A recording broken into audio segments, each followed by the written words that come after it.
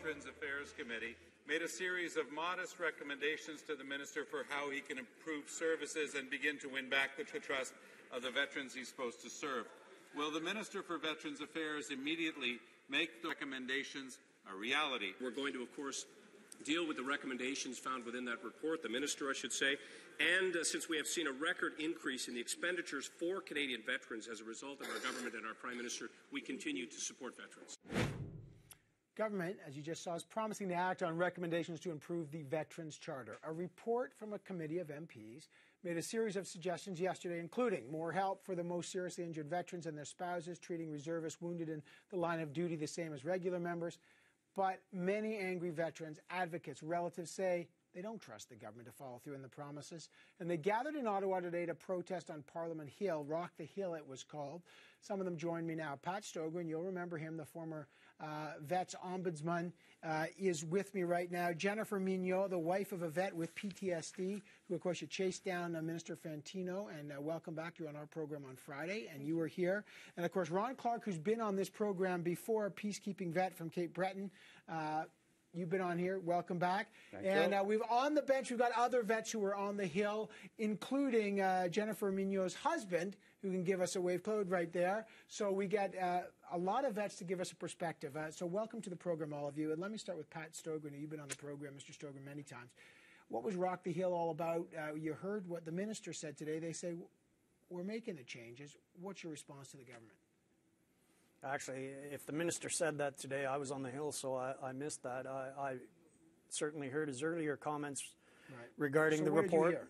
Well, that they'll get back to us in the fall, and I'm sorry, that's unsatisfactory. There has been the Special Needs Advisory Group that did 3 volumes, I think, of recommendations on how to look after veterans. There was the new Veterans Charter Advisory Group, then Guy Perron, my successor as the Veterans Ombudsman, came out with his list of recommendations, and now the troops are going to have to wait until the fall to see. And I'll tell you something, this is a very shallow report that has been tabled here.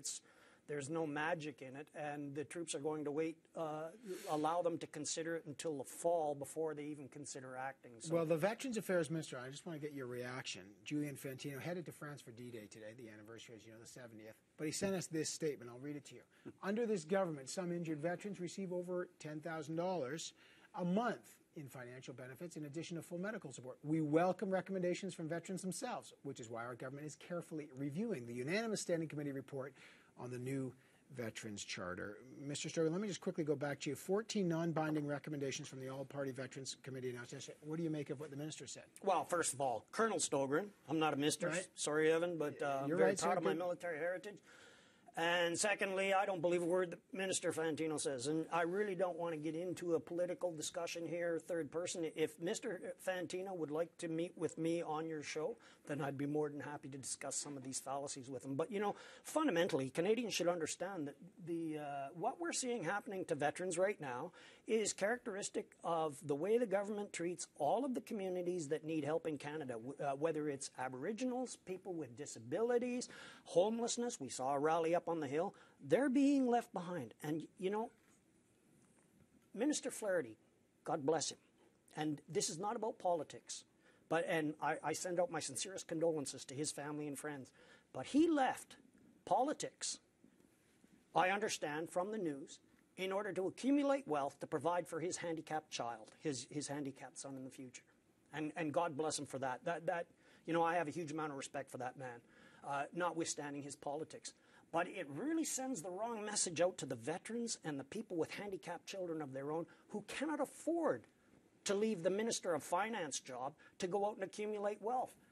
And so what I'm saying is that people with disabilities, whether they're veterans or Canadians, should understand that there is a federal government that is not looking after their long-term interests. All right, Jennifer Mignot, you've become a figure of national importance, of course. You chase the minister down the hall to get support and recognition for spouses and families of vets who act as their principal caregivers. Recommendation 7 of the report, I'll read it to you, calls for access to psychosocial and vocational rehabilitation services for spouses or common law partners of vets with service-related disabilities and financial support for family members of seriously disabled veterans acting as primary caregivers.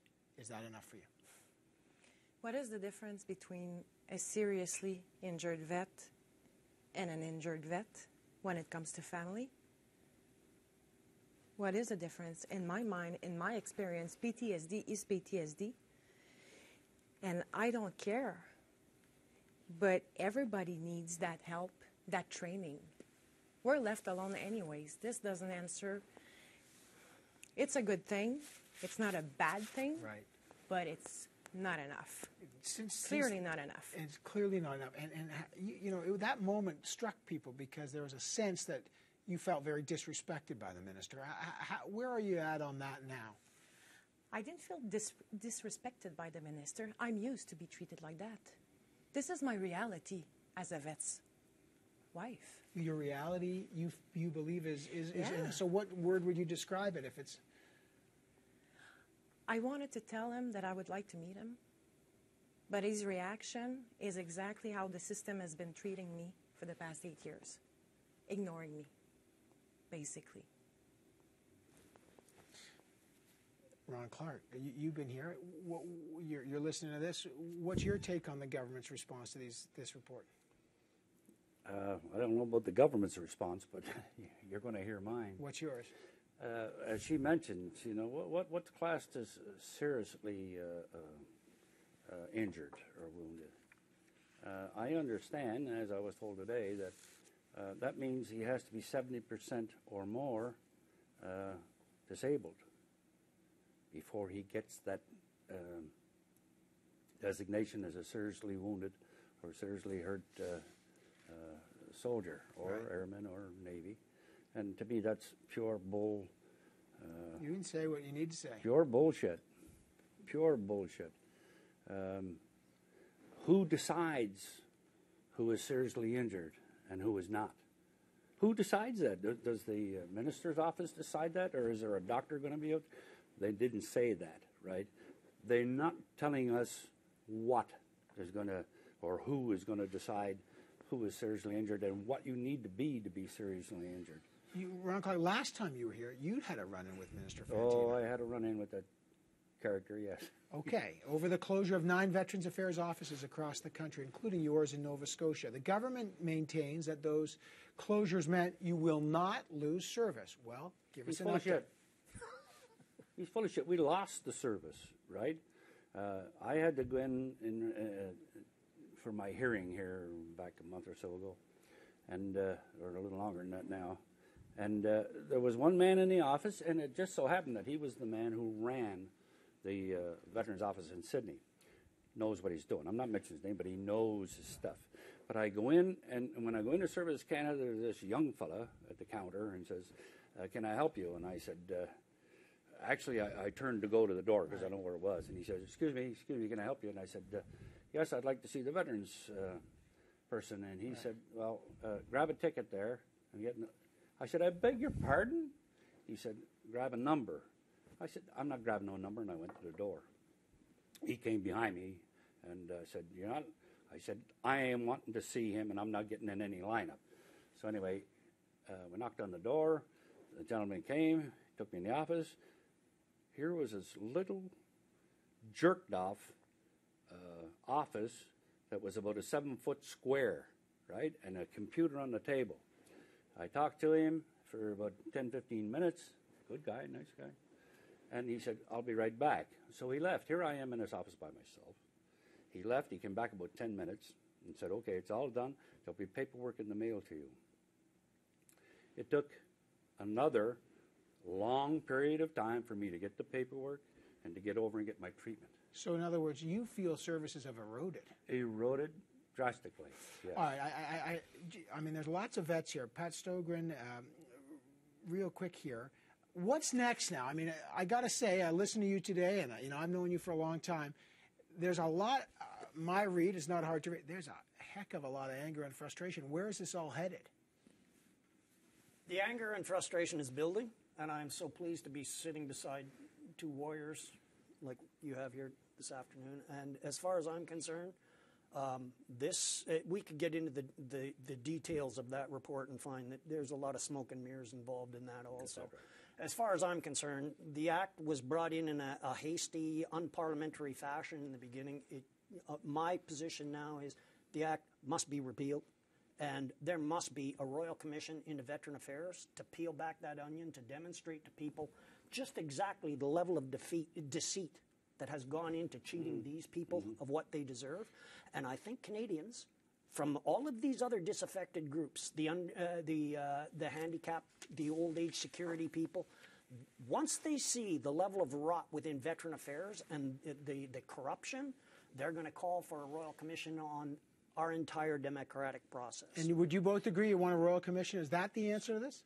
I don't know if it's the answer, but it's not going to hurt to have one. I can assure you that. And would you say the same thing? I would agree. I would agree. You know, bottom line, Evan, these are all games. Yeah. And people are dying. Political games. People are suffering. Political and, games. let's get on with this. These people, and I'm speaking figuratively now, when they were sent over to Afghanistan, they didn't ask any questions. And now these games are being played. This is not the United States. This is not Congress and Senate and all this. This is Canada right now, and you can look these people in the eye and see that they've been cheated. And you can see the culprits in Minister Fantino and the like. And it's got to change, and it's got to be a royal commission, everything on the table. Boy. No more of this rhetoric playing with the power pad. I tell you, here we are, 70th anniversary of D-Day, and talking to vets. Mm-hmm. It's quite something, I have to say. Evan, I'm even more passionate today because I never expected in my retirement that I would be acting like an activist and a protester on Parliament Hill in my golden years. And we shouldn't be asking these people who have served this country loyally to be standing up there with placards and to be protesting. To me, that's absolutely disgraceful. An emperor cares for his or her legions. And that's just not happening today. I'm 74 years old. I've been diagnosed with post-traumatic stress disorder. I have been given 122% disability. How the hell do you get 122%? But I did. So there's that means you're a real mess, Ron. Yeah. There's no gain in this for me. Right. Right? But the passion is here for me to fight for my comrades. Your comrades. Absolutely. Okay. Good for you, Ron. And I'm doing it. I'm not quitting. And I'll tell you what, I'm not quitting until 2015 when that election is over and these guys are going to try to draw unemployment. They can't do it because they're on pension. Okay? All right, a pension they don't deserve. All right, listen, we cover this issue a lot on this program. All these people have been on the program. We'll continue to cover it. Colonel Pat Stogren, former Veterans Ombudsman who's been on the show, Jennifer Mignot and her husband, of course, and all the other vets. I want to thank you for also coming and sharing your story. And, of course, Ron Clark, peacekeeping vet from Cape Breton. Good to see you back here. And again, I think it still goes on tomorrow. Is that right? Is Rock the Hill still on? Going on So we'll be watching this. All right, thanks to all of you, and good to see you here.